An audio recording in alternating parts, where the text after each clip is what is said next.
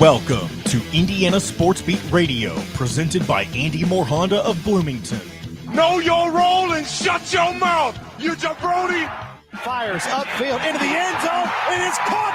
Jelani Woods, touchdown! ISB! 43-point night for Tyrese Halliburton. How do you like that, partner? Renew now, drives in low, throws up a shot. It doesn't go. Tipped up and in by Anthony Leal. Indiana takes the lead. It's pretty simple. I win. Google me. Now, here's your host, Jim Coyle. Hello, everybody. Welcome aboard Indiana Sports Beat Radio, coming to you here on this Wednesday midday. I hope everyone made it through the weather. Man, here in Bloomington, I thought that we were missing everything, but wrong I was. Don't forget Indiana Sports Beat Radio, powered by Andy Moore Honda. Just go to andymorehonda.com and get more to your door, and the Autograph app. Autograph is where real fans get unreal rewards. The first app to track and reward fans for loving what they love most, turning passion into access and experiences. Download the Autograph app in either the Apple App Store or Google Play Store today. Autograph is where unhinged fandom meets unreal rewards. Right here, the link, you can see it if you're watching, and if not, I'll tell it to you. It's just link.ag.fan/ISB media. And that helps us a ton, but that's a place where you can get all of your content right together, including Indiana Sports Beat and the Hoosier.com. But there's many others as well. How's everybody doing? I hope, but like I said, you made it through the weather last night. John, what was it like down in your neck of the woods? So we actually didn't have it nearly as bad as they were predicting, but what I came to learn is that tonight is expected to be the bigger event as opposed to yesterday. So we'll have to wait and see. That's fun. I was texting somebody, a buddy of mine lives in Southern Indiana, and about something, and he's like, I'm hunkering down for the weather. And I'm like, I'm looking on the radar, and I'm like, looks like you're going to get, a little dot coming through there. And I'm like, we're it's all missing us. Next thing I know, I hear the warning going off on my phone. And then 10 seconds later, the tornado sirens are going off. And I'm like, what? And then I pull up the radar again, and it's like, it's a different tune. And I'm like, wow. But had a tornado warning. I'd never seemed to get bad around here that I saw, but it rained. We're certainly getting rain, man. The fields are going to be lush and Irish emerald green for the spring. No question on that. But I hope everybody made it through safely and no issues with that. How's everybody doing? There's actually a ton to talk about today. I filled in the whiteboard last night, John Boy. I see that. It looks nice and neat and organized. Yeah, well, don't expect it every time. I was up late, but I want to make sure I mention it. I called it the Crayola calendar because Fred sent me a bunch of Crayola stuff. So those are all the Crayola whiteboard markers, Fred. So thank you very much. But the red one conked out on me quickly for some reason. I don't know why. Hope everybody's doing well on the Andy Moore Honda hotline. I see Tony's on there from Eldersburg, Maryland. Fred, of course, from Easton, Pennsylvania. Bob down at Georgetown. Brian in Ellenton, Florida. Tony. Yes, we'll talk about Alex Hemingway going to Vandy. Even though I called him to IU, I'm going to kick my source in the butt. But Bill down in Jeffersonville, Larry, Las Vegas, Larry, Mike Shenanigans, Doug, Donald down in Atlanta, Bill sending out safe measures. Justin's on board. Russell Forrest from Southern Georgia. Boy, yeah, Mike, I just got creative with that last night. But the first thing on there is, well, on the right, these are all the things that are getting covered the last 2 weeks that I can remember of April. I could not remember the whole. Well, it started off with NCAA and NIT basketball, and I forget what was in the middle every weekend in April. But the last 2 weekends are AAU and the Kentucky Derby, which that went into the books last week. More AAU this weekend. I'll talk about that. As again, if you want to see some of these top targets, you can see them in Indianapolis this Saturday. The 106th PGA Professional Golfers Association Championship taking place down at Valhalla in Louisville. Hoping to do the show from there, and a day or two as well coming up. And the 108th running of the Indianapolis 500 this year. So that, and then the WNBA, there was a story that I saw yesterday that even after the Brittany Grenier incident, that there were two WNBA players who were among a dozen Americans who played in Russia after her arrest. And I'm like, man, they're looking for any reason to arrest an American.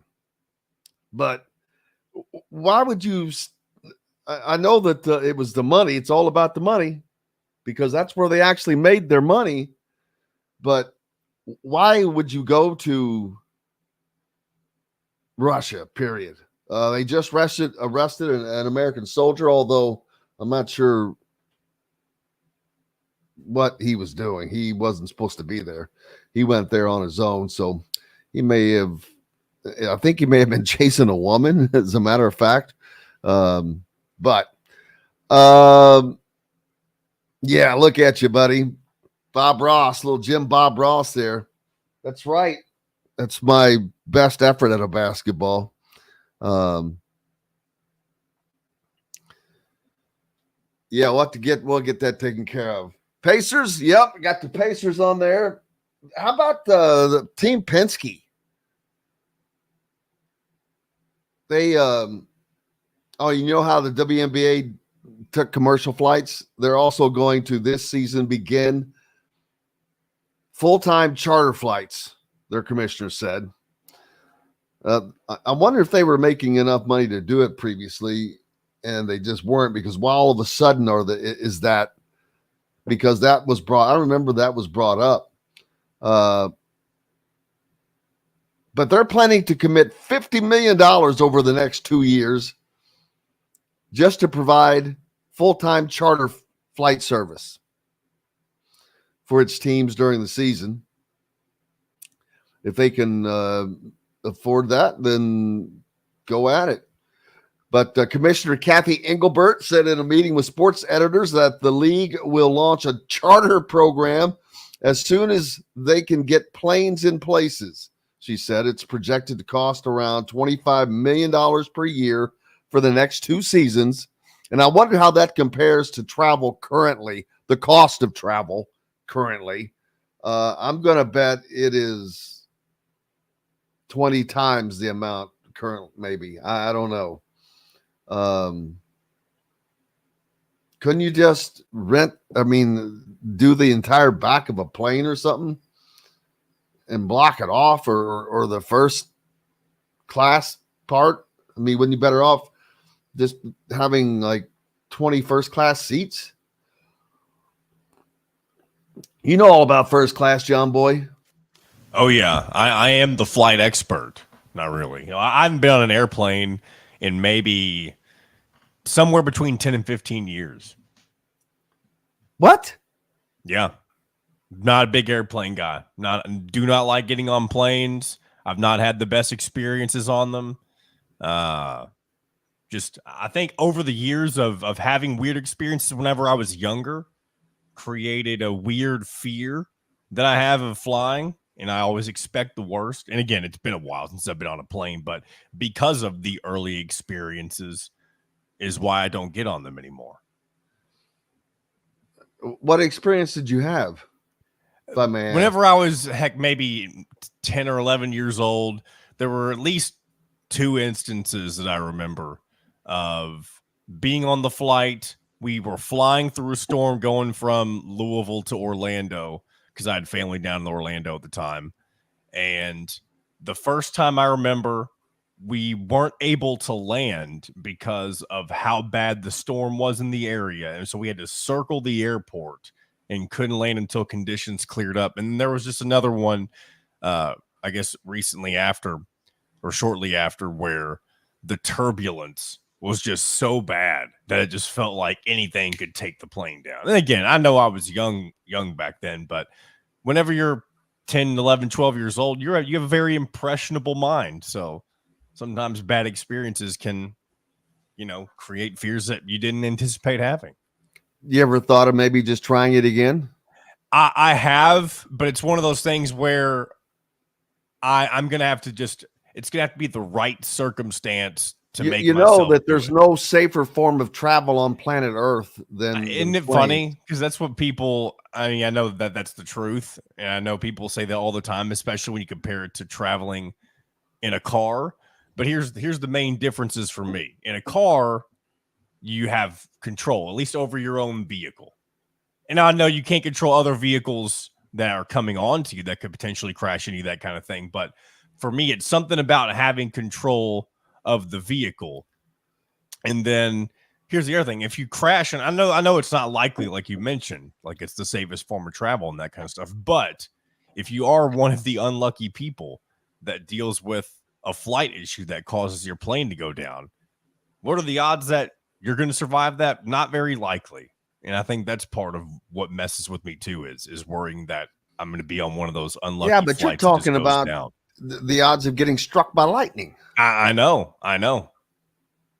It's just there's something in my mind that for the last 10 to 15 years has said, the next time you get on a plane, you're going down. And again, I know that's an irrational thing, but it's something that I guess I deal with.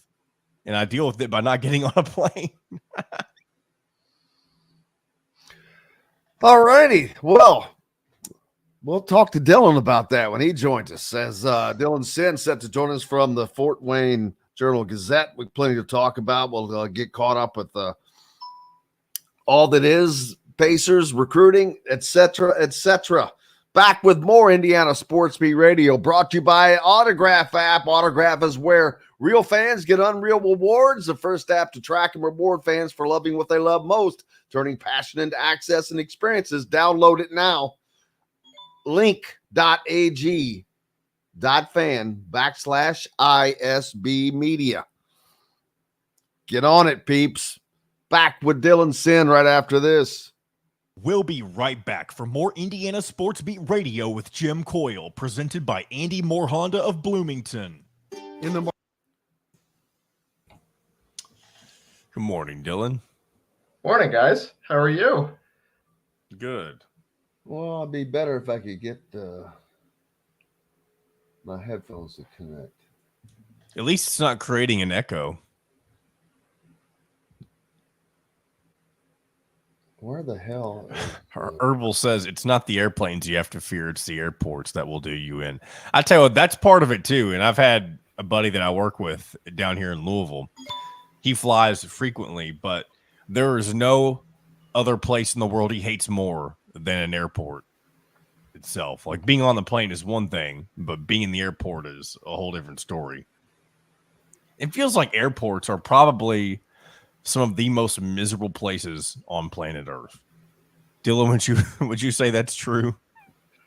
Why would that be? Like you're just sitting there. what's so I think what it is in an airport, especially let's put it this way: an airport at a crowded, busy time of year is one of the most miserable places you could be.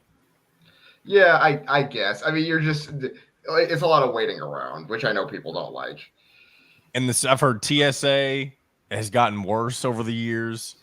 Like I was just telling Jim during the last segment that I haven't been on a plane in 10 to 15 years. Yeah. But people have told me that TSA is an interesting thing to go through nowadays. Yeah. Oh boy, Man.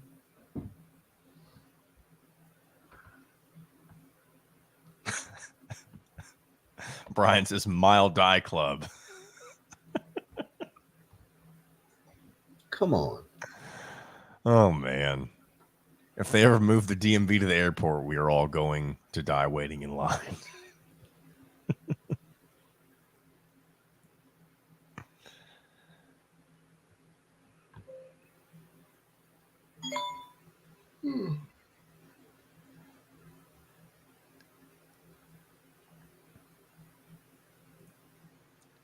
All right. Jim, we get in this segment. I'm going to step out for a moment, and I'll text you when I'm back in my seat. Can you hear me, Jim? Did you connect your headphones? Finally. Okay. Boy, does that Cool. make a difference. Helps me not have to hear my own self. Good. All right, here we It's go. like having 20 a- seconds. Well, you can say what you need to say real quick. It's like not having to look at myself in the mirror. We have to do that anyway with these cameras. At least you do right now. I try not to. All right. Shock Market and Table, a part of the Wild Food Group, is your butcher, baker, and fish house, no matter where you live. This segment is brought to you by the Chop Shop, home of the Indiana football and men's basketball coaches shows.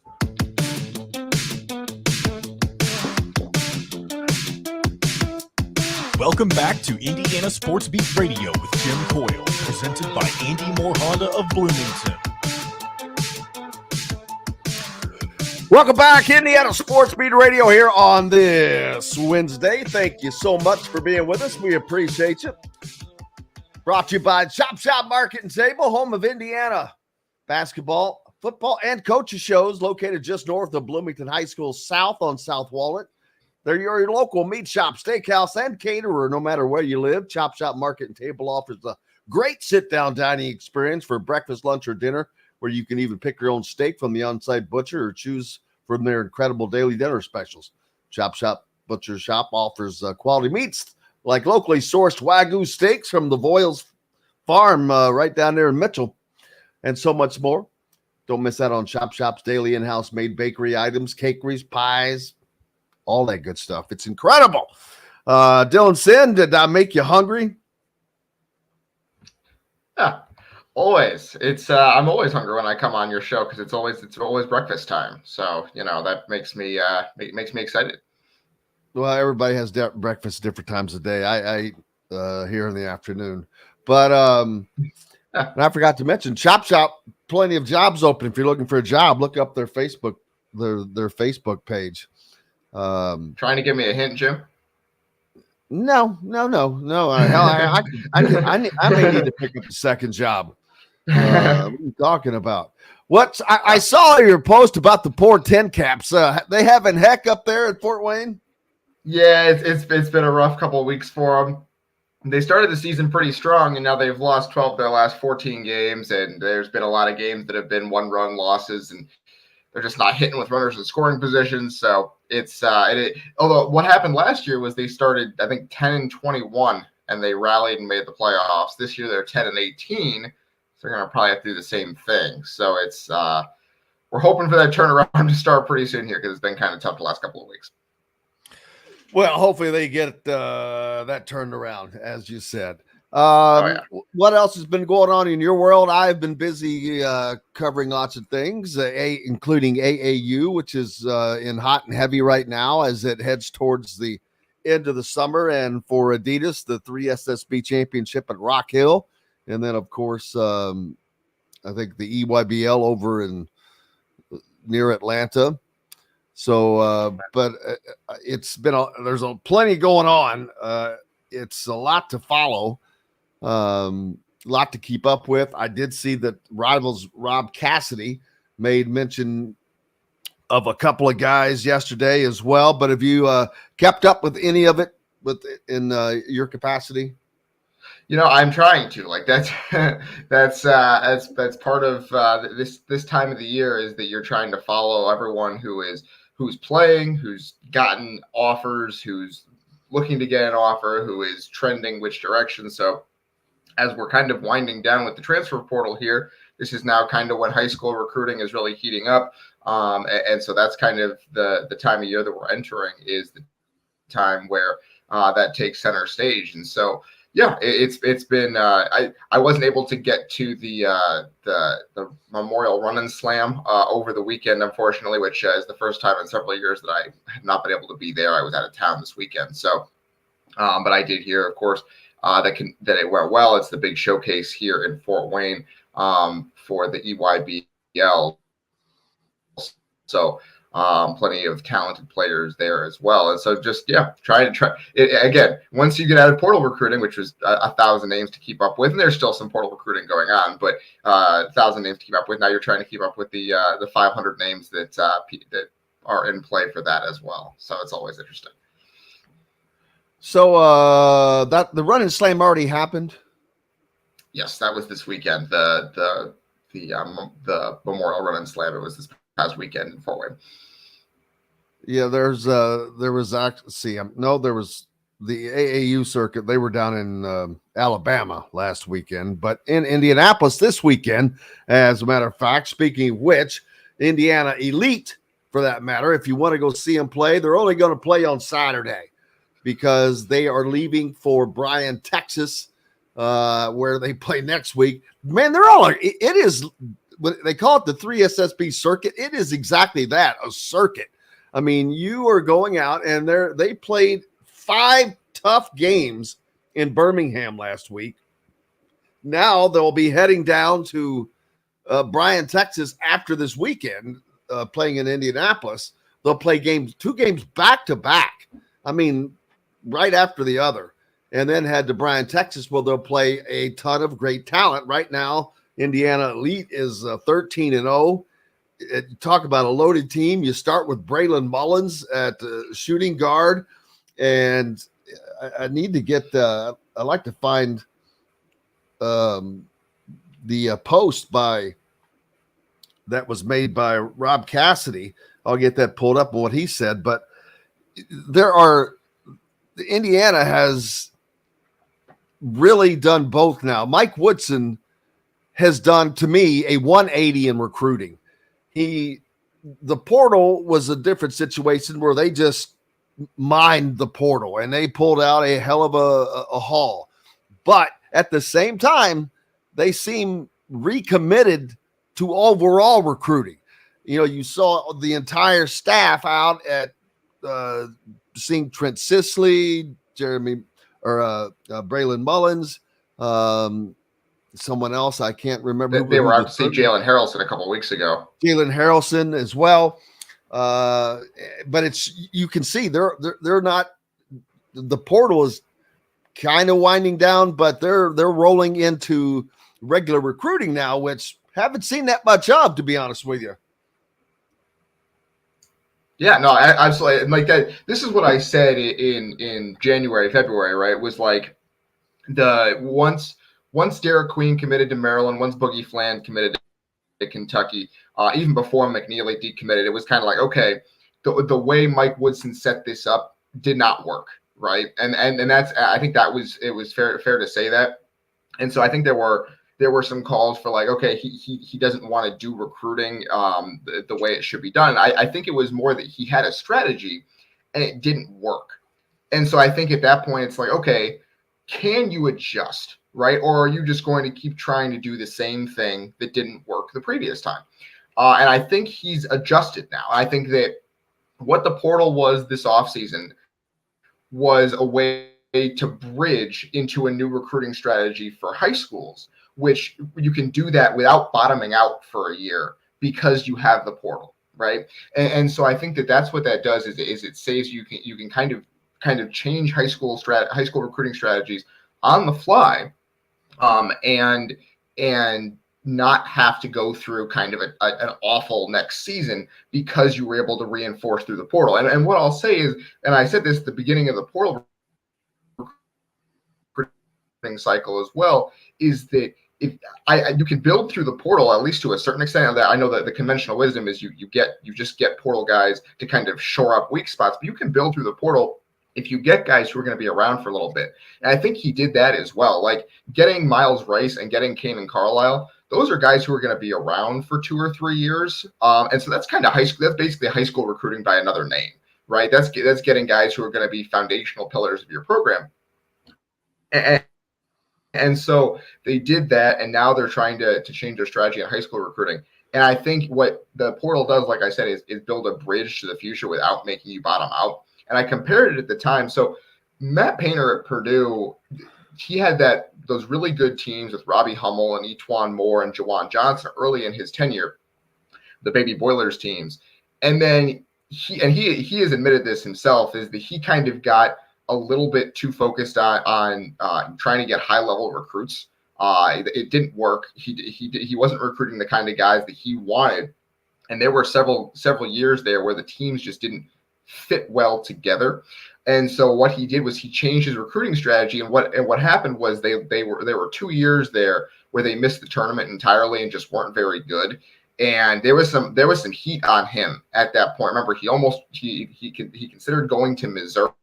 There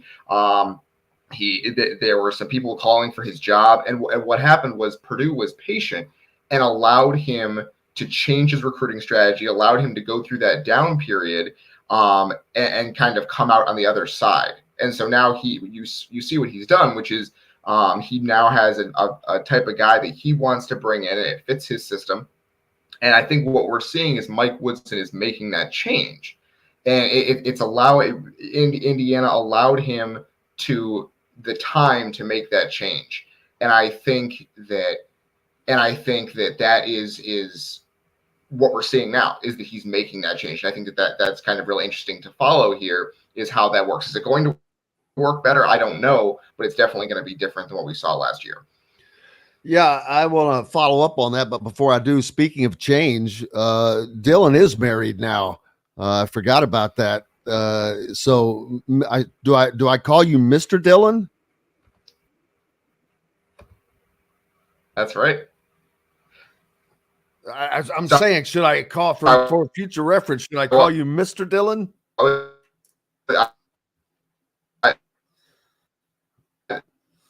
Having a little issue there, but we'll get Dylan to reconnect. He's having a problem there, and we'll get him reconnected. But I do want to follow up on that, because IU had not done a very good job recruiting the state. I mean, I'm not telling anybody anything that no one knows. It was kind of wonky. Part of it is because I think Woodson came in and just really didn't understand recruiting. Didn't understand much, because he had Trace Jackson Davis. And so then the things started changing. And then so they went to Montverde and got Jalen Hood-Schifino and added to that. And so it looked like all was good. And there were recruits coming in from the previous regime, Gabe Cupps. And so, but it was not looked upon like it is now. Dylan, I'm talking about that. You didn't do a great job recruiting in the beginning. But they quick. I think that finally after last year, it was made known to them. It came crashing home that, hey, this is not how you do things. And then hitting the portal like they did, they had to do that because they were behind on recruiting. So, and that's actually an okay thing, because you used the word bridge a minute ago. That's what this is. This is a bridge that in my opinion will allow them in the future to do both, which is what you're going to have to do. You're going to see this happen at Purdue. I know you're not seeing it right now, but that's just because they're going to hit their time. And I think that they're going to be behind when it happens. And it could start. I think it'll start happening next year. You got 6 new guys coming in. There is no way in hell that all 6 guys are staying. But we shall see. because Matt has done a hell of a job of keeping guys. I mean, you want to talk about an impossibility. How in the hell do you keep guys in this day and age? And he did it but I'll tell you why and how. You have a team that thinks they have a shot at winning the national championship. And with Zach Edey, Purdue did. That's not there anymore. With that gone, I think that after next season, there will be a couple of guys that leave Purdue. And I'll say, I've said this a bunch. Holy crap. I'd have told one of those kids to go to prep school or something just to keep Mason Gillis. He was a 6th man of the year, for God's sake, in the Big Ten. But nope. Anyway, but IU has put themselves in a position to where they can get the best of both worlds now. Next year, with this class that they're chasing, Braylon Mullins, who this from Rob Cassidy, Rivals national recruiting director. Mullins isn't an unknown commodity by any stretch, but his current ranking of 88 feels a touch low after his last weekend that saw the 6'5" guard consistently impact games in a long list of ways. Sunday saw the juniors stand toe-to-toe with a talented ASAK squad and finished the game with 17, 4 rebounds, 4 assists, going 7 of 13 from the field. He still needs to fill out from a muscle standpoint, and I've talked about that, but he's deceptive. He's very, very lanky. But his jumper efficiency and ability to see the floor are striking. He averaged 20 points, 2.5 assists for his Indiana Elite team over the course of those 5 games last weekend, and helped his squad go to an undefeated weekend, which is an accomplishment. Mullins is playing like a top 50 talent and could see his stock rise even higher by the time all is said and done. The Indiana-based Mullins is a priority target for both Indiana and Purdue. I don't know about that. I don't know that he's a prime target for Purdue, because Purdue right now is already won over. So they're one over the limit at the moment now. Somebody else has to go. And then next year, they're recruiting also his teammate Trent Sisley. I think they only have room for one person next year, maybe. Yeah, next year is going to be – so Purdue is in a really interesting spot right now. So they basically have very, very few seniors. Obviously, there are – Caleb First is going to be a senior next year, so he will be gone after next season.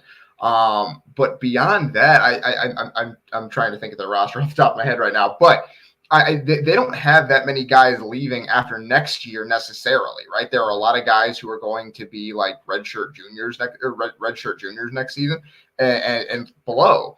And so you're going to have a pretty packed roster. And I want to go back to what you were saying earlier about how Purdue is going to have to go to the portal eventually, and they have already. They brought in Lance Jones. They know that. But one of the most interesting things that Matt Painter said during the NCAA tournament was that he knows it's going to catch up to them. Like he's pretty sure it's going to catch up to them at some point, and they're going to have to go through the portal. I think this was almost the 6-man recruiting class that he brought in was almost kind of his last gasp at trying to do things exactly the way he wants to do them and bring in guys that exactly fit. And obviously, by the way, Lance Jones was a great fit for them. Like, so you can find guys who fit through the portal. Like, he was Purdue guy through and through. He could not have been happier to be a Boilermaker, and he fit their culture really, really well.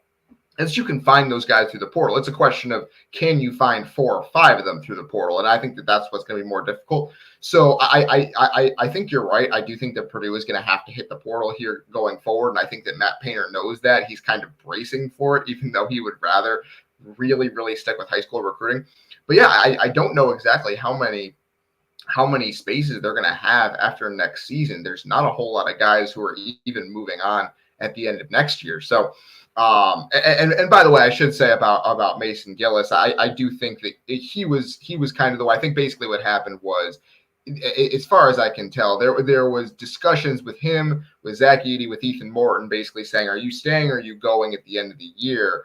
and they basically kind of made it known that they were moving on. And so that was why Matt Painter brought in that class, was like, well, we know we're going to have these roster spots available. So I think it was less of a running off and more of it's a moving on situation. And so I do think that's kind of that. I don't think you run off a sixth man of the year, but I am fascinated. But they still have to run one more off. Yes. So it's either that or it is. And I don't mean run them off as if sounds way worse than it should sound. They have to make room. Another scholarship player has to either give up his scholarship or he can't hit the portal. Yeah, or a high school player has to go do a prep year, right? Which I think is a possibility as well. So yeah, I'm interested to see because as you said, the portal window is now closed, so it can't be a guy entering the portal unless there's some kind of change or someone graduates. Because now I think grad students can enter the portal anytime. I think that's still the rule. We gotta hit a break. Yeah. We're sure. past that. Let's do that, and we'll come back and continue this discussion on roster management, recruiting, etc., and the Pacers. We'll talk about that a little bit as they hit the court again.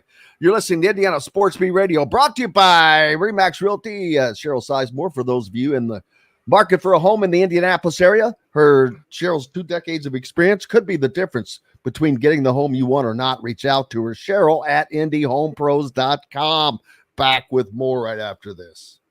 We'll be right back for more Indiana Sports Beat Radio with Jim Coyle, presented by Andy Moore Honda of Bloomington. If you're looking for a home, I was right. I just looked at their roster. I was right, by the way. They are going to lose one player after next season, for sure. Obviously, guys can hit the portal, but there is only one guy who will have no eligibility left after next season. By the way, grad players, the window, the same window that applies to everybody else now applies to them. Okay, all right. That began this year, though. I thought they had changed that rule, but I wasn't sure. So yeah, it's so hard to keep track. Because that will be a way for Purdue to get around it, is have a grad player transfer out. But no, I think they end up having one of the high school players take a prep year. Hey, the other option, could you get Roosevelt Colvin to pay for Miles Colvin's school for a year? Yeah. He's got the money. Wow, why can't I think of? I'm going to sound like an idiot potentially, but who's that? Roosevelt Colvin. Oh, so Roosevelt Colvin, he's one of the best football players in Purdue history. He played like 10 years in the NFL. Oh, okay. Defensive tackle with the Bears and the Patriots. The Bears. The Bears. The Bears.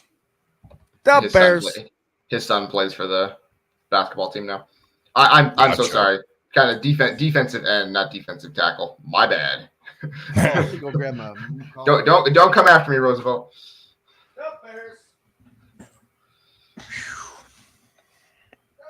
I tell you what's been super fun to watch down in my neck of the woods, Dylan, is both Louisville and Kentucky basketball retooling their entire rosters from scratch with brand new coaches.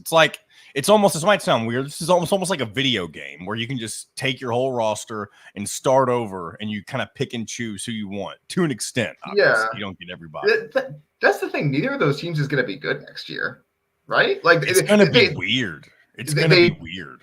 They've brought in enough players to field a team, but it's not like they have a couple of good guys in there. But it's same with Arkansas, right? Like Arkansas is not going to be good next year. They're going to be like, I'm not saying they won't be good the year after. Like I'm sure, I think all three of those coaches are probably going to get it going at some point. But like, you can't bring in 12 guys in the portal and expect it to work. It's just not going to work that way. I can't imagine. And like, you're going to have 2 or 3 good guys, but not all of those guys are going to hit. And so I think obviously Pope tried to bring some guys from BYU. I think he brought a couple guys, but not all of them. I think a couple guys stayed. So even Louisville got a BYU guy, Ali Khalifa. Yeah, one of their big dudes. There you go. So like, where did John L. Davis end up going? I forget. Arkansas. Arkansas. That's what I thought. Yeah, with Calipari. Here we go. Just a few seconds, guys. Honda Ridgeline. Go to AndyMoreHonda.com and get more to your door. This segment is brought to you by Freethink Apparel.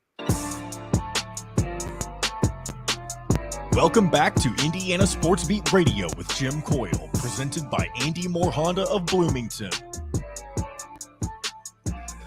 Hey, welcome back, Indiana Sports Beat Radio. Welcome on this Wednesday, a Wednesday welcome. Welcome Wednesday. How's that? Brought to you, of course, by our friends over at Freethink Apparel and Promotions. Whether you need 24 t-shirts for your upcoming family reunion or 200 for this season's recreational baseball or softball leagues, Freethink Apparel meets your printing needs. Their team of industry experts works with you to design a professional-looking sales-generating web store for your custom-designed apparel or promotional merchandise. From large corporations to small businesses, high school sports teams to national accounts, Freethink Apparel delivers no matter where you are.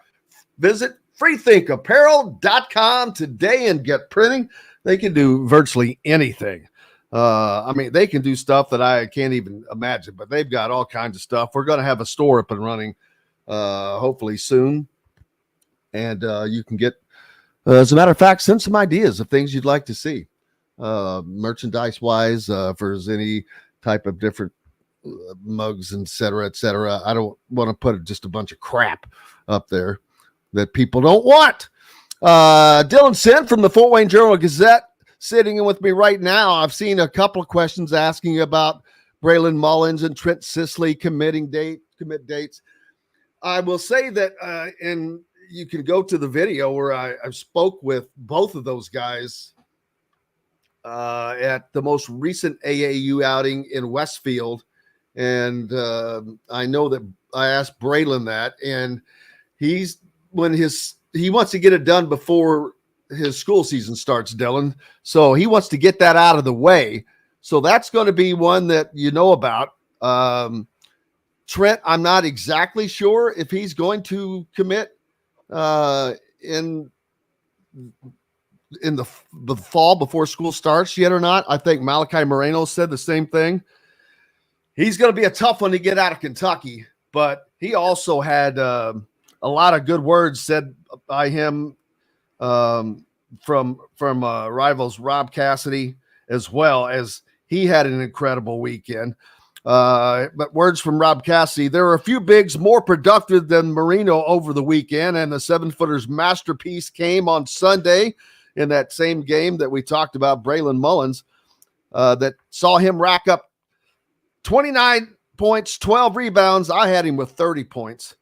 But Marino is as athletic as 7-footers as they come, a fact that manifests itself all over the floor, but particularly on the glass, where his agility allows him to grab tough rebounds and contest shots at the rim. Let me tell you, then in watching him play, I've seen him play several games, the amount of shots altered, that if he doesn't block them, he's altering them. And it's basically almost the same thing. And it's the same value. On offense, Moreno showed a knack for playing above the rim, threw down at least 2 putback dunks over the course of the weekend. Moreno isn't much of a threat from deep, but he does have a shot, because I saw him. He's developing that, and he'll continue to work on that.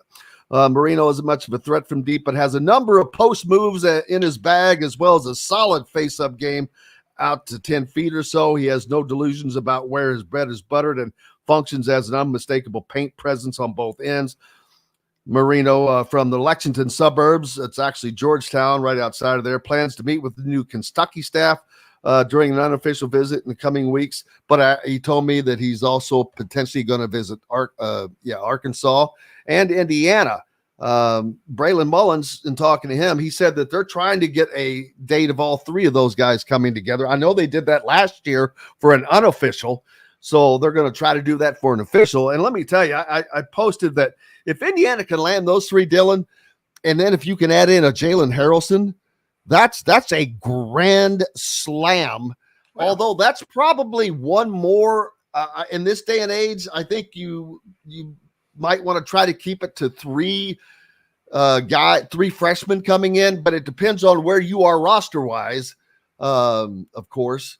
But man, that would be one hell of a class. But those are the kinds of classes that the Dukes and the Kentuckys have been getting for a long time, with the exception of, like, I think Trent Sisley is a 2-3 year guy. Malachi Moreno, I don't know. Those 7-footers, man, they're very, very valuable. Jalen Harrelson is 6'7" point guard. Braylon Mullins, you just never know how guys start to blow up. Yeah, absolutely. And Indiana is, like, obviously, as you said, it's going to be tough to get Moreno out of Kentucky because he is a Kentucky native. Like, I'm sure it's one of those things where he grew up rooting for the Big Blue and all that. But it is kind of ideal time for IU to be in there because obviously Kentucky is going through a coaching transition, and of course they can point to back-to-back big men that they have helped develop and gotten to the NBA, right? Like, this is, if you're Malachi Moreno, you're looking at it and saying, well, Trace Jackson Davis is one of the best rookies in the NBA this year. Khalil Ware, there's a chance that he goes in the lottery. And then if he waits to commit and Umar Balla looks like he's playing well this season as well, then you really start to have some proof of concept as to getting these big guys and developing them. So I think that could be kind of that's the pitch I'm sure that they're making, is that we've developed big guys here over the last couple of years. We could do the same for you.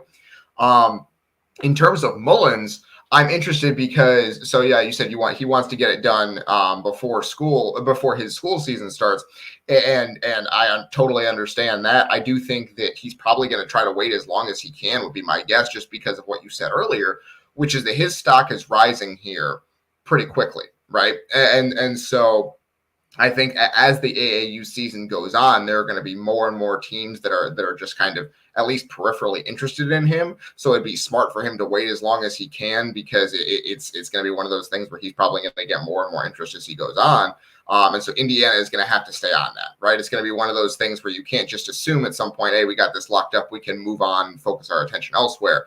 You're going to have to kind of stick with it through the summer, through the fall, until that season starts and he's ready to make his decision. So I think that's something that could be interesting to watch, is can you kind of stick through this summer and keep yourself in good position through the AAU season as his stock continues to rise.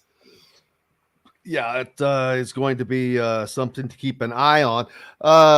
Just getting away from the sports news for just a second. 2 gas leaks were reported. Let me get that pulled back up.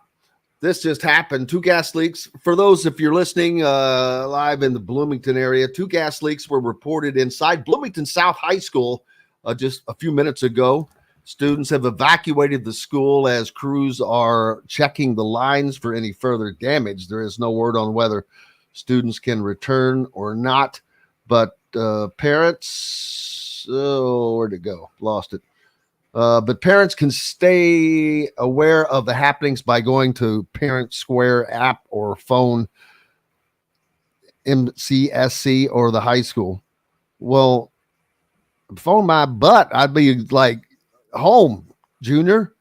Let's go. Come pick them up. Keeping up. I ain't going to be keeping up on nothing. If there's a gas leak, I've seen what can happen from a gas leak. And there are 2 options. One's nothing, but the other one's not good. So, I'll be out of there. 5 Lefts is our in-house, counterbalancer for whenever, if we get on Woodson about things. And he said, that's the wrong one. My bad. That's the wrong one. He said that he knew that, there we go. He says and he's talking about people like me and you guys overreacted. How did I know Woody and staff would make moves like this while those who are paid to know were so clueless? Well, I'll tell you why. Because he hadn't done it in 3 previous years in any stretch of the imagination. He had just gotten certain big time player here and had inherited everything else and had ignored the high school ranks completely and just had not made relationships along the way. And then this year, you don't even know what you're going to have to do until it all came to fruition with guys leaving, moving on.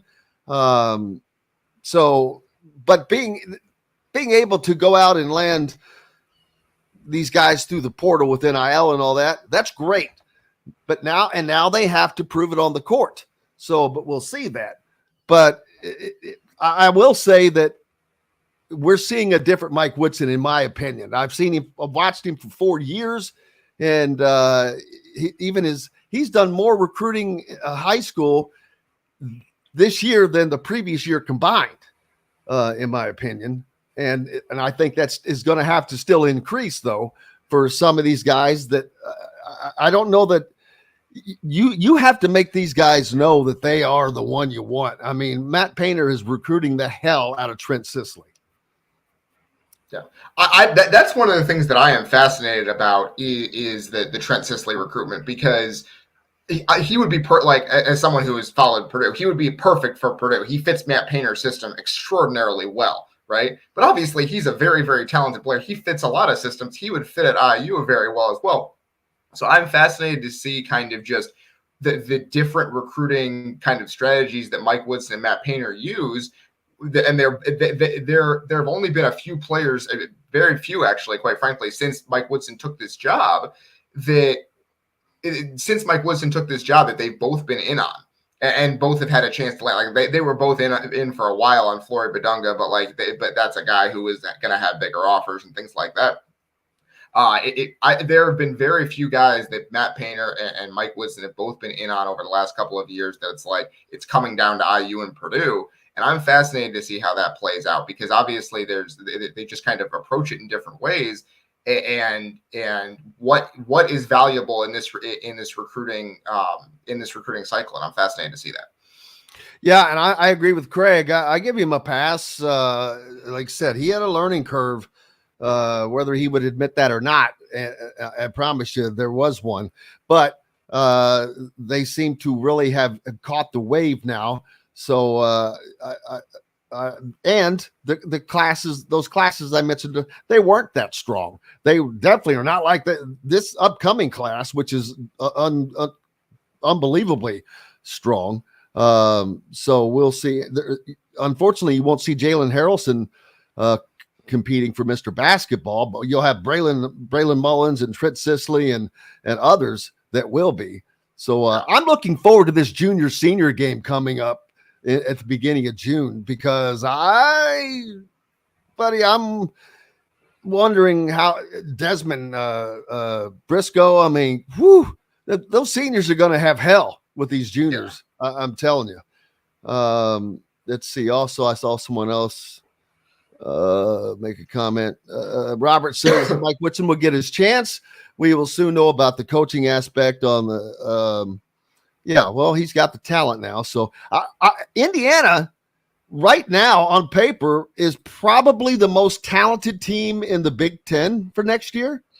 On paper, you could make that case. I think obviously Purdue has a lot of talent as well. I think Michigan has done really well in the transfer portal this offseason. I think that they're up there. But I think it's probably those three right now. There are some teams that have taken pretty significant hits this offseason. Michigan State is not where it should be. I don't think Wisconsin is not really where it should be.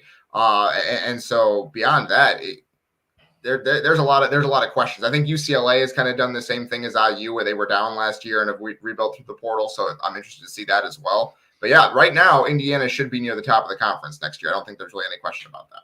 Well, we'll certainly find out. What's up next for you, brother? Yep, I will be covering a lot of college baseball and softball here over the next couple of weeks. We have several teams in the NAIA tournament for baseball. We have the defending national champion in softball in Division III. Trine is getting underway here as well. So got a lot of that going on over the next couple of weeks. And, of course, following transfer portal news wherever it leads. Yes, sir. All right, appreciate you. Dylan Sinn from the Fort Wayne Journal-Gazette. Make sure you give him a follow. We'll talk to you later, brother. All right, sounds good. Thanks, Jim. Absolutely. We've got lots more coming up, brought to you by our good friends at Free Think Apparel and Promotions. From large corporations to small businesses, high school sports teams, or national accounts, Free Think Apparel delivers no matter where you are. Visit freethinkapparel.com today and get printing. We've got more coming up. Kyle Neddenriep joins us, and we'll talk some NCAA and the potential of this revenue sharing later on here on Indiana Sports Beat Media. We'll be right back for more Indiana Sports Beat Radio with Jim Coyle, presented by Andy Moore Honda of Bloomington. Did you say Indiana Sports Beat Media? As soon as that came out, I'm like, why the hell did I say that? Never, ever said that in my life. I know. I was like, I don't think he's ever said that. I did not intend to.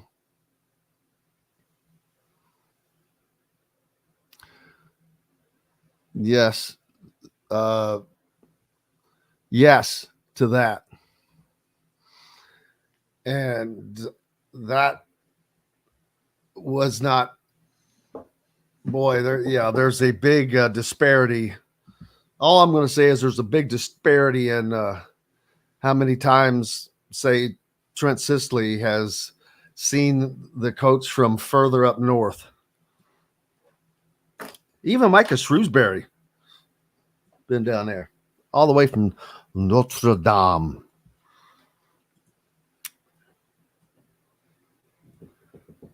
Let's see here. I did not have relations with that woman. Miss Lewinsky. I did not have sexual relations with that woman, Miss Lewinsky. Did you watch any of the Tom Brady roast? Heard a lot of people talking about that. I know. I've got to write that down to watch today. Where is that? Is that Comedy Central something? No, I think it's Netflix. Oh. I bet that was awesome. I heard it was really, really good.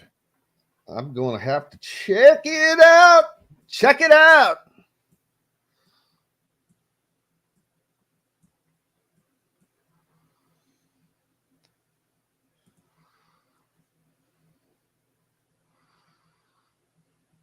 Well, Robert, the difference is Indiana has a core of guys coming back like Malik Renew and Malachi, or shoot.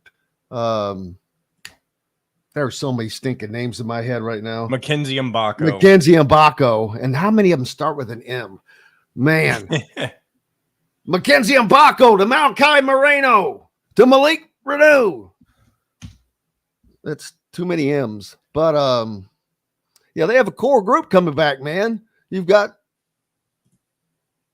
those Trey Galloway, who has started all those games. So tons. I'm going to bring in Kyle. We got 25 seconds left. Kyle, how are you doing, sir? Good. How you doing, Jim? Oh, man, if I was any better, I'd be you. All right, here we go, guys. 812-583-0919 or go to mystonecrestliving.com. That's mystonecrestliving.com for more details. This segment is brought to you by Hoosier Hanks East.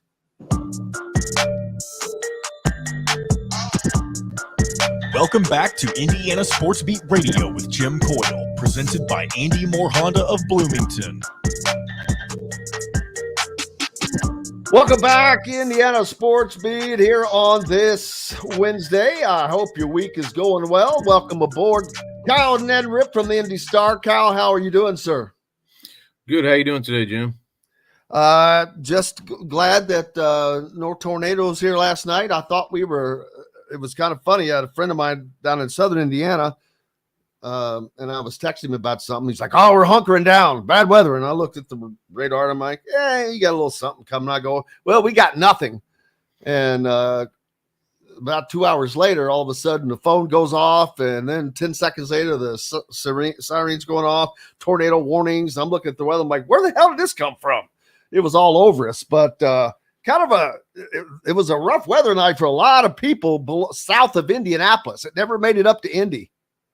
Well, we had it was kind of, there were some pockets up north, like up by Kokomo and around just north of Noblesville. There was I was watching watching a little bit around 5 o'clock, 5:36, and it was getting kind of weird, and then it kind of came through here anyway, and then it was like super nice out last night. I went for a walk, and it was perfect out. But yeah, I think we missed most of that, and it's always a scary time of year. I mean, having lived in areas where tornadoes are pretty rampant, you don't want to mess around and get caught out in something like that.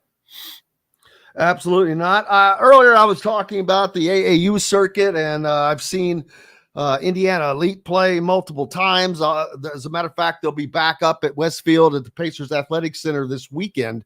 Like I said, if people want to go see them, this is your chance. But getting to see those guys like Trent Sisley, Braylon Mullins, Malachi Moreno, who's from Kentucky, but and there's many others. But there's a lot of guys that we aren't talking about as much. I know Xavier Robinson is playing for somebody, because I saw him play last week or the last time I was up there. The kid from Pike, 2026 point guard. I'm forgetting his name right now. Dizon Hall. Yes, there you go. So there's a lot of guys that haven't talked about a lot. Who are some of these Indy area guys or Indiana guys that are playing in these type of either a EYBL or the 3SSB that we haven't talked a lot about? I mean, it's there is a lot. Obviously, there's the guys that I saw this weekend actually up in Fort Wayne. At the 2027 class a little bit. I watched at least the Indiana or the Indy Heat 2027 team that has Cooper Zachary on it. Isaiah Hill is a name maybe to know. He's about 6'10" or 11. Goes to Pike. Played his freshman year. Didn't play. He did play, but he's just a freshman, so his stats weren't like incredible or anything. But he's very long, lean, athletic type.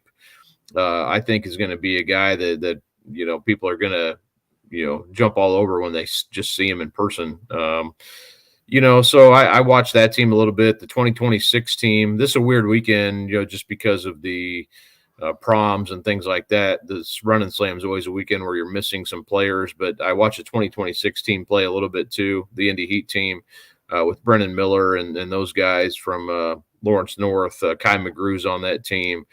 Justin Curry from Noblesville's on that team. So, you'll be hearing more about those guys, I think, in the future. The focus obviously is pretty heavy right now in the 2025s with you mentioned some of those guys, Sisley and Mullins, and, of course, you mentioned Xavier Robinson, who's on the George Hill team, but so that's kind of the 2025s are kind of the predominant class we're talking about right now. But, in the future, we'll be hearing more of those 26 and 7 guys, which I think are both pretty good classes in state. Maybe not quite as depth heavy as 2025, which is a really good class. But we'll definitely have tabs on those classes too.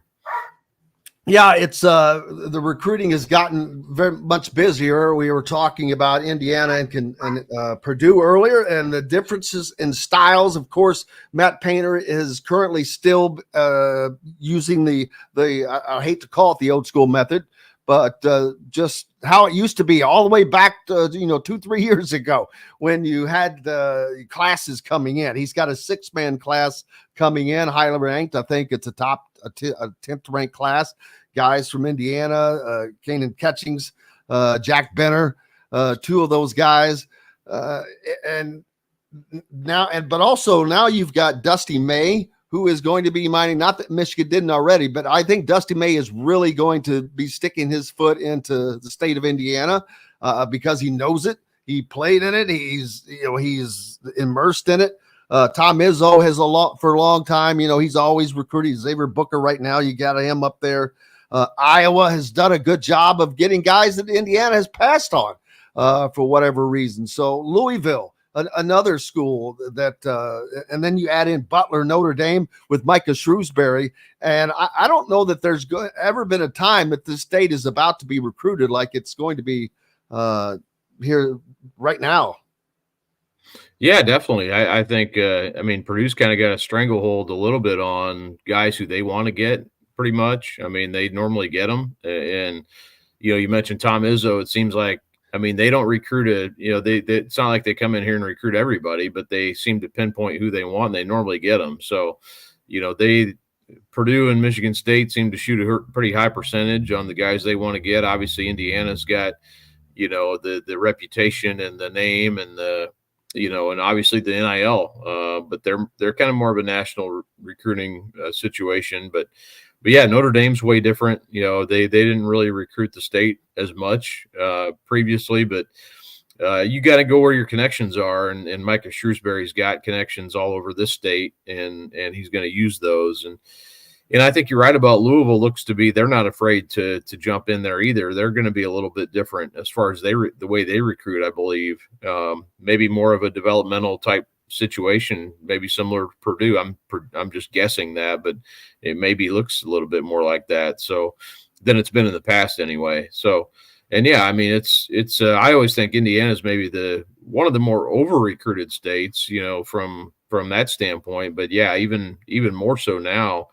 And of course, we'll have Matthew Graves at Indiana State. They're going to have their hand in a lot, and you could kind of go down the list of other, Ball State with Coach Lewis there, and just a lot of competition for these top guys. And 2024 wasn't necessarily as deep a class, but it was cool to see, Cody Clancy from Scottsburg. I know Michael Lewis was there to watch him play in the state championship, and he's going to get an opportunity to go play at Ball State as a preferred walk-on. So neat thing for him. And he's a really good player. I think people maybe missed the boat on him a little bit as far as, everything he's got to offer at his size and just overall ability. So that's a pretty neat opportunity for him as well.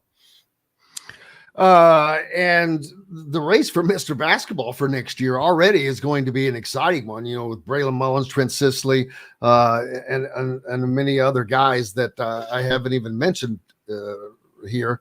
But that's going to be a race, man, because these guys are a lot of all different players, different positions, and that's going to be a little more interesting than this year was. I think it was almost a foregone conclusion who the winner was going to be, but next year is just much deeper class. Yeah, it's I think probably the names you mentioned are probably right. I mean, Sisley and Mullins, I think, are going to be the names you're going to probably put at the top of any list that you put out at the beginning of the season, or going into the summer even. So but yeah, I mean, you can't count out anybody. I think last year it was kind of a case where you start the year with Flory Badunga because what he did as a junior, and you didn't necessarily have that type of a season from some of these other guys who were playing in the state championship games or winning state, or kind of like that. But you do have guys like, I mean, Sisley's put up awesome numbers his whole career. Do they need to win something at Heritage Hills, moving forward for him to have a better chance? Maybe. Greenfield Central was undefeated, but they didn't get out of their sectional either. So, so from a team standpoint, I always think that probably matters too, a little bit more than, or not more than, but equally to what you do as personally. So I think that will be a key. And then, also when you look at, who leaves for prep school, that could change I'm not saying those two will, but there are others I think on the list who potentially that could happen, and also, something to think about too is Mark Zachary, who, absolutely. I think if people would just go out and you don't know who the players are on the court and you just watch that Indiana Elite team play. I was there up at Westfield. I actually told Mark this. I was like, if you're going to do this on AAU, these coaches are, people are going to be contacting you, wanting you to play basketball, and I've already been thinking that if I was a school that wanted him, and any school that does not want him, let me tell you, he is a small but very effective point guard. I was up there with Todd Leary a couple weeks ago, and he was just enamored with his play. He's just a game changer. His speed, his hand, he's got this length. I think it was like a 7-foot wingspan, something crazy. But yes, he is a game changer, his quickness, but that's why he's looked at as a top football recruit. As a cornerback, you have to be all kinds of things there to play that position. And we're talking about offers from Ohio State, Notre Dame, places like that. So this guy is a hell of an athlete. And Yeah, I'm starting to wonder if he's just as good a basketball player as he is football player, Kyle. Well, yeah. So, and that's a long way of saying I think he belongs in the mix for Mr. Basketball for next year, at least in the discussion. I'm not saying he's going to win it, but and he could win Mr. Football. He'll be a candidate there also. And I wouldn't, he's definitely playing football in college. That is, no, why wouldn't you? I mean, your top 4-star cornerback and with NFL potential, I would say for sure. I was talking to somebody the other day about this. He reminds me of David Bell in a way, where he's a 2-sport guy, but he's probably like a better athlete than David Bell. David Bell had a different type of his persona and his he just had a harder edge, maybe. I don't even want to, that's not negative to Mark either, but David was built different, as far as just his mentality goes, and that took him a long ways. Mark, I think, is maybe nicer in some ways. Again, I'm not trying to, but they do remind me of each other in a lot of ways, and obviously the 2-sport thing, and I love, David Bell's one of my favorite athletes I've ever covered. I think Mark's in that same category, from his competitiveness, his willingness to,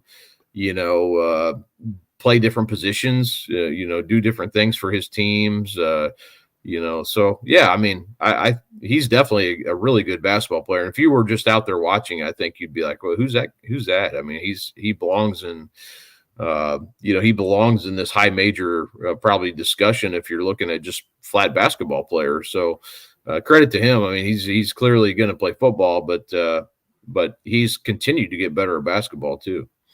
Well, and he is a big part of why, of course, Braylon Mullins, Trent Sisley, and Malachi Moreno, but Mark Zachary also a big part of why that team is 13-0 in 3SSB play, and that is not an easy row to hoe against those teams.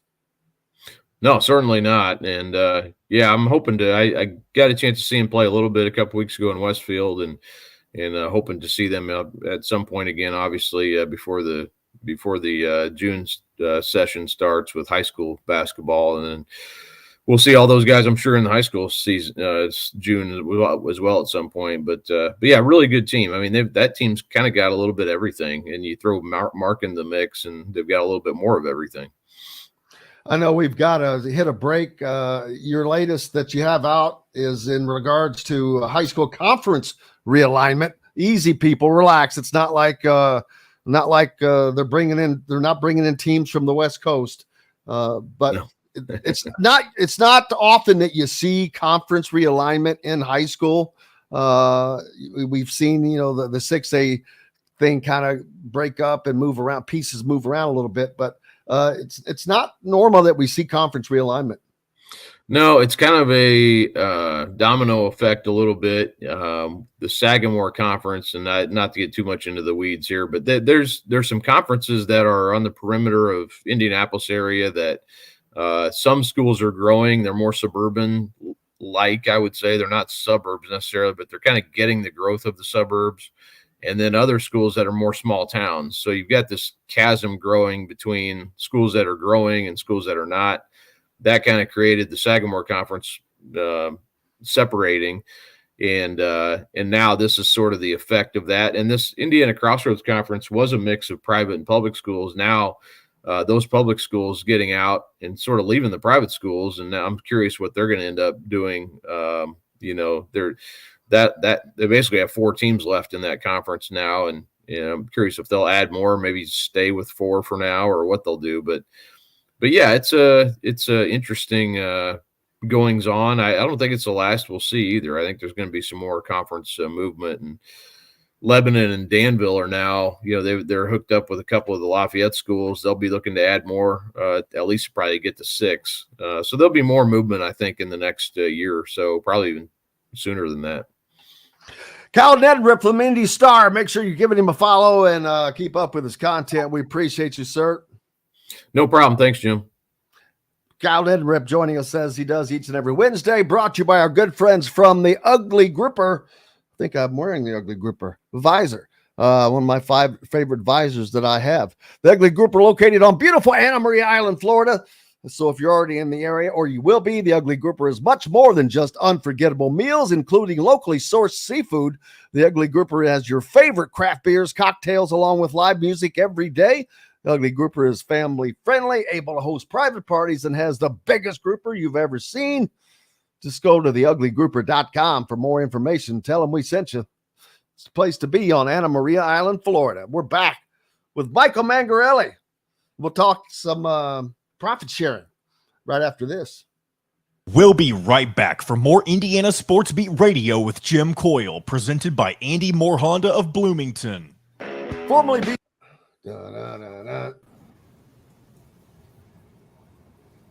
So how do you say, is it Mangarelli or Mangarelli? The second one, Mangarelli. Can you hear me? Oh, yeah. Okay. Where is Anna Maria Island in Florida? It is on the west coast of just west of Sarasota. Okay. I didn't catch the show yesterday, but I can only imagine the conversation you all must have had regarding the officiating in the game one at MSG. You know what? I didn't spend a ton of time on it because it's pointless. I mean, I did, but I saw what Mark Boyle wrote. Someone asked him his thoughts on the call, and his response was he thought it was the right call. He said, if you live you don't make that call at that time of the game camp, which he does not. And I can respect that. The only reason I kind of do, it needs to be kind of egregious, because there are so many times during a contest that crap happens that's not called. Very true. And so, if you're down to the last seconds and things have to go just perfect, unless it's egregious, you've let stuff go. There's no way that every official has not let stuff go. He makes a decision. Come on, don't do that then, unless it's egregious. I probably overreacted on the women's national semifinal, but it wasn't. People, they act way more than you think that they are. Let me tell you, you can tell, because a lot of time, anytime you run into someone else, the natural reaction is not this. Right. 1 second after the contact happens. But every time you see somebody make contact now, there's the contact, and then a second later, it's the head snap. It's like, dude, he hits you from the other way. Right. I love Caitlin Clark. I think she is incredible for what she's doing, incredible in every way. But I will never get that scene out of my head from the court storming situation. She reminded me of. Every time I think about it, I think of the Wizard of Oz, and it's like, oh, where am I going? I mean, it was like it was in slow motion, spinning and head snap. And All right, here we go. We're back in 10 seconds. get 0.9% APR financing for 36 months on a 2023 Honda Ridgeline. Go to AndyMooreHonda.com and get more to your door. This segment is brought to you by the Fresh Fork in Bloomington.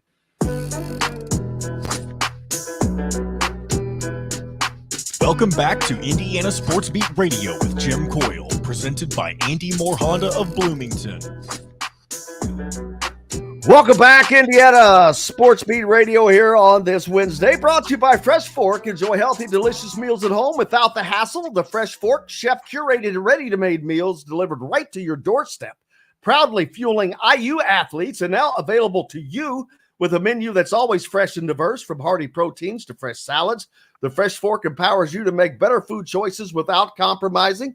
Order online and let the Fresh Fork help transform your lifestyle for a healthier way of living today at thefreshforkonline.com. Use promo code RADIO20 and get $20 off your first order. I'm telling you, people, this food is freaking awesome. You don't have to do anything but eat it and enjoy it. Welcome in Michael Mangarelli, former attorney at the NCAA. So we've got plenty of things to unpack.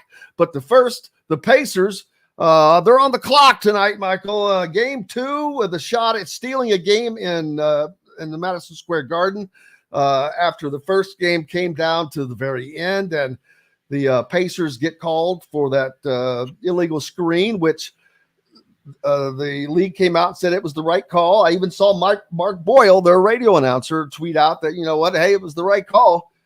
Yeah, so I don't have a problem with it. They had their opportunities to win that game. That one doesn't. That's a weak call. I mean, I am in the camp of, unless it's egregious, you don't make that call when the game is on the line. And it's because there's no way that you haven't thought that at other points during the game as an official. That wasn't really, egregious enough. You see it. As a matter of fact, you'll see the ones that are more or worse than a call that's not made. So that's why I'm in just don't make that call unless it's egregious or it really affects it. I mean, I'm not saying you can't be hanging on a guy's arm, Michael, when he's trying to shoot, but you know what I'm saying? Ticky-tack. Walking is something you call. Yeah, I'm on board with you. The call that I just can't get over is the phantom kick call. Like, so many of the calls are subjective and they have a subjective element. We all understand that. The kick call is the most objective call you can make. Either it hit somebody's foot or it didn't. And to call that when it didn't hit a foot, and the huge moment in the game where that was called, and that basically was a 5-point play because it not only cost the Pacers a breakaway, fast break going the other way for minimum 2 points, then DiVincenzo hit a 3. And so that was the one I just still have. I thought they got the ball. There was another one where they called that, but they got the ball back. They challenged it. Right. That was the foul call on Halliburton, which again was a foul. Call. I thought, okay, that wasn't a kick call. Yeah, the kick call was Neesmith, under a minute left, and it just had a massive impact. And again, if you don't see it with your eyes, how can you call it? See, that's another thing. Even the foul on that they got reversed, it was made by an official who could not see. Even though he was close, he was behind. He could not see through the bodies, and he made what he thought happened. And that's what drives me insane is when they make calls that they it's like they're expecting it. My expect call or whatever. Right. They prophesize it. But the Pacers go at it again tonight at the Garden. That game starts what time? I think 7. Their normal starting time. The favorite, Knicks by 4.5. 62% chance of winning. So there's some of the. And I think that there's an injury with the Knicks. I think I saw yesterday. Mitchell Robinson, I think they're big, is out. Embiid did kind of a dirty play in the previous series that hurt his ankle, and evidently it came out, I think yesterday, he's out for the rest of the playoffs, which doesn't hurt the Pacers' cause. No, not at all. Milwaukee put up a fight without their guys, but we shall see. Make sure you're following our buddy Dustin DePirick, who is covering all of that. And let's see, what else are we talking about? How about the WNBA players that still play over in Russia? That blows my mind. Well, that's nothing but money. I think you probably saw when Caitlin Clark, a fanfare, she gets drafted by the Fever, and then it comes out, and it was a point of conversation, at least for a quick minute, that I think her WNBA salary is capped at $78,000. I think. Yeah, it will climb to a whopping 90-something thousand in her 4th year, but it's all relative. But I don't know how or why you would limit a rookie that much. If they're commanding of a big enough number, then you got to let them command that number. Now I know that there are salary caps and this and that in the NBA just as well. But I think that they're hurting the stars by doing that, because not every star gets the endorsement that Caitlin Clark is getting. Gee whiz, she's got a $24 million deal alone with Nike. Absolutely. But if you're not one of the big stars, but you still have the ability to play globally. You can go over to Russia and make $800,000 for their season, basically equivalent of the WNBA season, where you're capped at way, way less than that. So I get it. It's still kind of amazing, especially after all the Brittany Griner stuff, that anybody would, or you should really have a long thought about geopolitics and whether that's necessarily the best place for you to be, but that's a whole different discussion.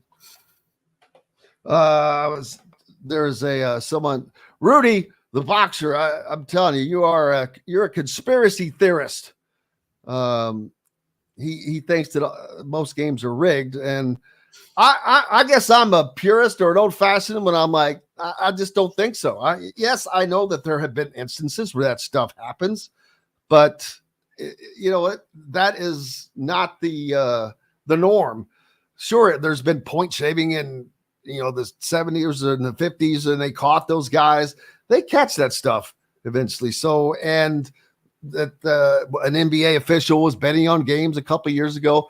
Stuff happens here and there, but no, I do not think that that's how that is for the most part. But no, I don't believe that either.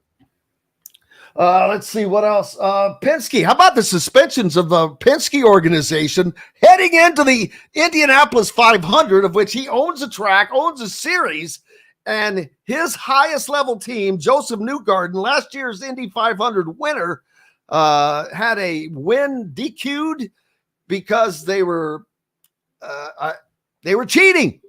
In Indy, the Indy cars, they have these boost buttons that you can use to get a burst of speed, which that still boggles my mind. You should just have whatever you have, but you're not supposed to be able to use them on restarts. And their team had the ability to and did use them on restarts. So there were 3 people suspended from the Penske organization, but I think a couple of guys just took the hit. They were at the very top. I forget his title, but Cindric, that's the father of Austin Cindric of NASCAR fame. So big conversation there. Penske so team that's came kind out of a big deal. Oh, it's huge, especially for, I've got friends who are just lifelong, massive open wheel IndyCar fans, and it's huge. I don't think it can be overstated how huge it is. And, the Penske team came out and said something to the effect of, this was negligence and, eggs on our face, but there was no intent to cheat. I'm allowed to be a skeptic and think, come on, as tightly as the Penske organization must run things to have the success that they had, you're telling me that they accidentally forgot to take that push-to-pass software out after testing and accidentally left it in for a race? Again, it's just hard to believe. If you ain't cheating, you ain't trying. That's a great old rodeo phrase, and certainly one from NASCAR. Yes. But Rudy says, I just went on by telling them there's no cheating. I didn't say that there's no. I said I don't believe that this is rampant, that every game is rigged, that it has happened in the past. Yes, I'm not ignorant enough to say that it has never happened, but I just don't live of the mind that is the norm, that it happens very often at all, as a matter of fact, especially at the professional level. I mean, every time something has happened, the ability to track and watch and be able to bust that out has gotten so much better. Look at how quickly they bust these bettors that do stuff. I mean, it's like that. Boom. Yes. And you know what, Jim, the thousands of games in all sports that you've watched over the years, your eye is trained to see something that looks like funny business or just doesn't look right. And, if you feel that you do, that's all I need to hear. I feel the same way. I do agree that leagues would certainly like to see certain teams go further than other teams, but they're not going in and telling the officials, hey, make sure you give them the calls because we want Boston to be in the in the conference finals, not the Pacers or whatever. But truth be known, the league would rather see a Boston New York Knicks conference final than a conference Pacers conference final. No doubt. It's about the ratings, but you don't always get that, and it didn't go that way. But yeah, it works out better in that regard. But that's my steal on that.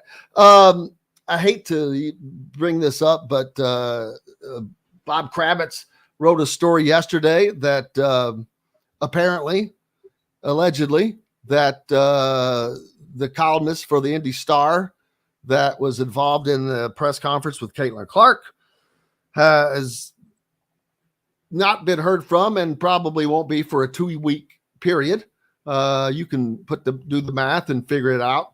But they did not acknowledge anything and did not make an announcement, which is a little unusual. Usually if you're going a newspaper, a source of information, usually you're going to get the information. Yeah, it makes me wonder if they wanted to try to keep that from coming out, which just seems naive, especially in the business that they're in. Eventually it was going to come out. It was just noticeable. I mean, he's basically a daily columnist, and it was just noticeable that all of a sudden he just went radio silent shortly after that. Well, it was just cringeworthy, that whole situation at the press conference. But yeah, that's interesting. But the mere fact that they didn't just announce it, and then instead of making it now a story, it was one of the leads on SportsCenter yesterday afternoon when I was watching, which I'm sure is not what they wanted. Nope, not at all. And nor Alex Hemingway, who from down at was it Newburgh that he's from, went to Clemson, Indiana, passed on him. And I had a source early on say that he was going to be coming to IU. And that was just way, way too premature rather. And boy, missed out on that one. I missed on that one big time.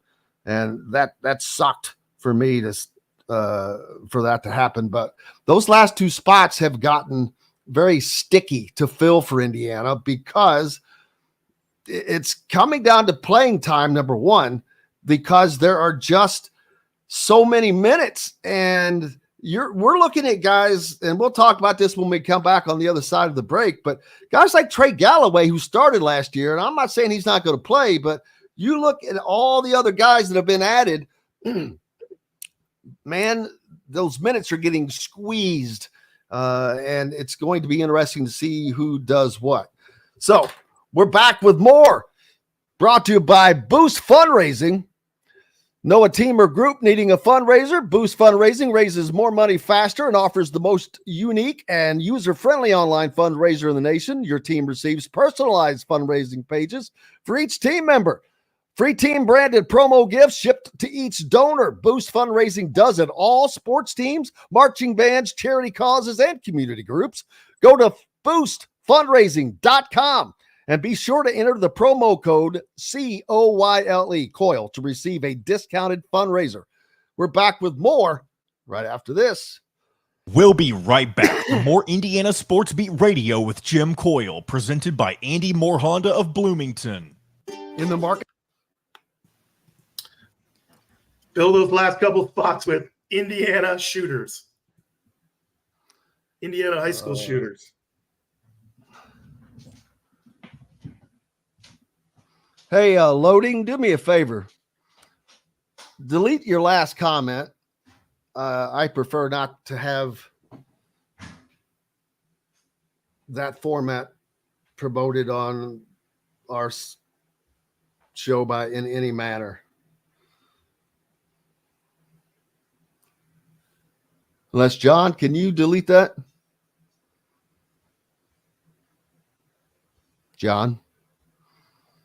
John's not there.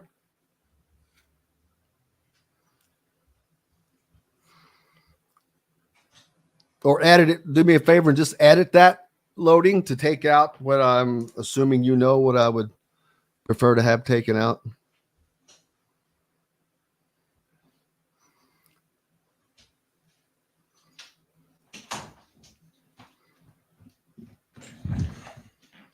Hey, John Boy. John, have you returned? Yes, sir. What you need? Are you able to delete things without it blocking them or anything? Like other people's comments? Yeah. Yes, you can. Well, I can't, but you hit the three. If you hit the three dots on whoever made the comment, there should be three options. Oh, it does. My bad. Yeah, there you go. Thank you, loading. I appreciate you. You can repost that in a different matter, but and I appreciate you for understanding. Thank you so much. We appreciate you, loading. What is there a full? Let me see. Is there a full? I can't get the full name pulled up. Damn. Or is that the full name? Some great names on here. Yeah, there's usually your show. It's good for some good comments when I take the time to read those. Your viewers love you, Jim. There's no doubt about that. Oh, I don't know about that. Some of them do. Most of them do. They're all great. Even the ones that don't. There are plenty that like to tune in just to see how much of an ass I can make out of myself. Hey, the key is to tune in. And now, fresh seafood. Chop Shop Market and Table has the largest selection of in-house made products around and everything you need to make a gourmet meal at home. Or pick out a tomahawk steak or a grouper filet and enjoy it cooked to perfection in Chop Shop Steakhouse. Chop Shop Market and Table, a part of the Wild Food Group, is your butcher, baker, and fish house, no matter where you live. This segment is brought to you by Bubba's 33 in Clarksville and Evansville. Pizza, burgers, beer.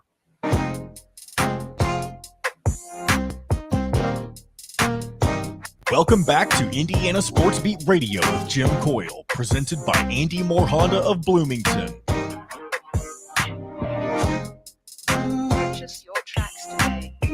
Welcome back, Indiana Sports Beat Radio. I hope you're having a good day. Brought to you by Bubba's 33 down in Clarksville. For our Southern Indiana listeners, Bubba's 33 in Clarksville offers a fun atmosphere, a full menu of delicious food featuring their ribeyes, signature ribeye, seasoned salmon, garlic knots, large salads, and so much more, all made fresh every day, and that's a fact. Whether you're bringing in the family, the team, or meeting friends in the bar, Bubba's 33 in Clarksville is the place to be to watch games or whatever on their 50 or more big screen TVs. Great spot to catch games. Bubba's 33 in Clarksville, right off of I-65 at Veterans Parkway. Pizza, burgers, beer, Bubba's 33 in Clarksville. Welcome back, Michael Mangarelli. And Michael, there's been a lot of talk of the NCAA. Michael's a former attorney with the NCAA. A lot of talk of a potential settlement of sorts. It's in the daggone it, I forget the name of the case. Actually, House versus the House NCAA. case. Yes, the House case. It sounds so weird saying that. It's like you're against the Senate and the House or whatever. But and the NCAA would basically be paying out $2.7 million to players. I don't know how that's going to work. I don't know. I say I don't know the Pandora's box that it's open, but they missed the boat. But the Pandora's box opened on its own, and then they were too far away to handle it. Well, they sat on their hands. I mean, appreciate you, Rudy. Russell, appreciate you. I got to thank these people real quick, man. I see them. Thank you. Love you all, you guys. But it's something that has to happen because it is out of control, and it's not NIL at this moment. It's not as bad as we thought it was going to be, but it's the stinking transfers. To me, it's the portal that you can just enter at will, where nobody in the world has that kind of freedom. Yeah, but I think they're all intertwined. I think college sports as we know it, and as we know at this point, college sports does not change. Fundamental change does not happen quickly. It takes forever, and part of that's been the absolute strategy of the NCAA and the major conferences up to this point. But man, digging into this case and digging in after the conversation you and I recently had about how, these one-year transfers have just It's just not sustainable, that model, constantly having to recycle your entire basketball roster every year after year after year. But I'm telling you, we're headed for a moment. It may not happen by the end of 2024, but it's just not sustainable. The cracks in the foundation are so huge at this point, and the pressure from so many different areas is so immense at this point. The key thing is, can we dive right into a little bit of the House v. NCAA case, Jim? Because I think that helps set the table. So amazingly, I had to look this up. So it was the first question I asked, who is House? Well, House is an Arizona State swimmer, is somehow the lead plaintiff in this case. And why is it always like this is a swimmer who swimming brings nothing in? It is a drain on universities. And just like it's got started and you had the group from one of the Ivy League schools that wanted to unionize, whatever. It's like, what are you kidding me? Mike DeCourcy talks about this is a group that had 750 people a game watching them. Right. And, I think you'll hear revenue sharing. A lot of news came out within the last couple of weeks about the Power Four conferences led by the Big Ten, led by the SEC, beginning to jive into, in earnest, revenue sharing discussions to kind of the biggest problem with the NCAA and the Power Four conferences is their legal liability. And just because the House v. NCAA case gets settled, it's scheduled to go to trial in January of 25. Their NCAA and those conferences are up against it because they're in the courtroom of the same judge who ruled against the NCAA out in Northern California for the Ed O'Bannon case. So they know it's not trending in their directions just based on the way things look going into that trial. So let's say it's in the best interest of the conferences and the NCAA, and I think it is, to settle this case to avoid, I don't know what number you quoted earlier, but the potential liability in this case alone is $4 billion with a B. So obviously it would behoove them to settle, but here's the deal. You settle with those roughly 7,000 current and former students on this case for whatever number. That doesn't do anything to preclude other groups from suing you for the same issues continuously going forward. So you've got this legal liability that if you think you can sustain the model at all, you must cut it off. And the only way to do that is to collectively bargain with these students to where part of the collectively bargained agreement is we agree not to sue for this reason, this reason, this reason, this reason. Otherwise, you will never have legal liability assurances or certainty. And it's just really not sustainable with that hanging out there. But that doesn't mean so if this House case settles, which I suspect it will, probably at the last minute, probably right around Christmas of this year, right before they're set to go to trial, like most trials, it does nothing to diffuse your legal liability from any other areas moving forward. So they must, and I think they're now sensing this, they must come to some sort of paid for play agreement with the school or with the students. Now, is this with all student athletes? Well, yes. I mean, yes. Because you've got all these sports, I'll even for IU fans, I'll even use Indiana women's basketball. Okay. They averaged over 10,000 fans a game last year. Guess what? That sport costs Indiana money. They lose money. So imagine what all the other sports that do not even bring in income, whether it's, baseball brings in income, but that loses money. But talk about swimming and tennis and rowing, whatever, track and field. None of these other sports generate any income whatsoever. And of course they all cost money. And now we're going to pay those athletes.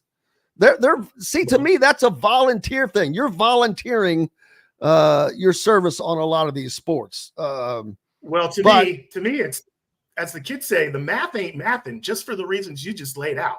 Like revenue. So I had to quickly do some research to make sure I had economic terms correct, because I've heard revenue sharing about, I've heard profit sharing bandied about. Those are two hugely different concepts. Revenue sharing, as you said, is just the money you bring in but you haven't even factored in the expenses yet. Profit sharing is obviously that revenue minus your expenses. Whatever's left over, if there's something left over, is profit. And then so profit sharing is you're always above the line. But revenue sharing is the term I've been hearing most, and I just don't see how that is workable. As you said, for major Division I schools, basically football and basketball pays for everything else, which loses money. And for the non-football Division I schools, basically that conference unit from the NCAA tournament for the men pays for everything else, all the other sports in those particular smaller athletic departments. If you can recall, remember when St. Peter's beat UK and then Purdue on their way to that crazy Elite Eight run? I don't know if it was 3 years ago. That was such a windfall for that school and that conference because they get paid as farther as they advance. And for those schools, units. And I think that conference that St. Peter's is the MAC, the MAAC, Metro Atlantic Athletic Conference. I mean, that's their money. That's their budgeting money for the entire year for all of their sports. So massive windfall. If you have to start paying revenue, so before expenses, to non-profit making sports, it's not sustainable from a financial model. It is simply not sustainable. Well, it only is in the Big Ten has done the best job possible in bringing money in. They started with the Big Ten Network that is still the most successful conference network out there. And can you imagine how successful if it was tied into, say, ESPN? It would probably be a lot more successful. Not that Fox is not a good network. They don't have the marketing that ESPN's been around sports forever. But someone mentioned earlier, and I forget I think it was Robert, about Super Conference. I can see a separation for football, but not basketball. No. Football's it's kind of like Indiana. All right. In Indiana, you now have 6A because these schools are just different than all the other schools. They're just bigger. And it's not right to expect, let's say I'll use Carmel as an example, that has 5,000 plus students to play against and have a school that has 1,500 students play against them. And so that's why, and I can see that happening. But if that were the case, now you're looking, are we talking about teams in bottoms of these conferences? What about a Premier League soccer type of deal where you get relegated up and down between those conferences? That would be, to me, that would be interesting. That would be, I would like that if you want to be honest. I think it would be cool to see, you want to call it a super conference? Yeah, call it a super conference, but it's basically what it is right now. There are some teams outside of that that here and there are able to make it in. But the truth be told, it is the Big Ten, the SEC, the Big 12. ACC is kind of shaky. There's no Pac-12 anymore. So football has to break off. Yeah. Football absolutely has to break off. It's inevitable as far as I'm concerned when you start looking at the money involved and how you will do it. Here's the other thing, and I'm not trying to get too legalistic, but technically public employees are not supposed to be able legally to form a union. So that's why the first effort you saw was Northwestern football a couple years ago, and then the Dartmouth basketball players most recently, the attempt to unionize. Those are private schools. They're not subject to that restriction. But if you're a football player employee at Indiana University, you're a public employee. You're a state employee, basically, unless they break away, set up some sort of for-profit arm, which is, like I said, it's the only way I see it happening going forward. There's too much money to be made in football to just let it kind of wither and die on the vine. And they'll be able to figure something out. But how that then impacts the rest of college sports and the rest of the sports under NCAA umbrella is just impossible to see a sustainable model that doesn't include football, but does include revenue sharing and not profit sharing for the vast majority of sports that don't make any money. In fact, they lose money. My biggest question is, will they put in some kind of language that allows schools to contract with athletes at least 2 years, to where you know that, hey, we're not going to put all this NIL in and all of this effort, because recruiting every player, that costs money, first of all, and then have to turn around and re-recruit guys who are already on your team.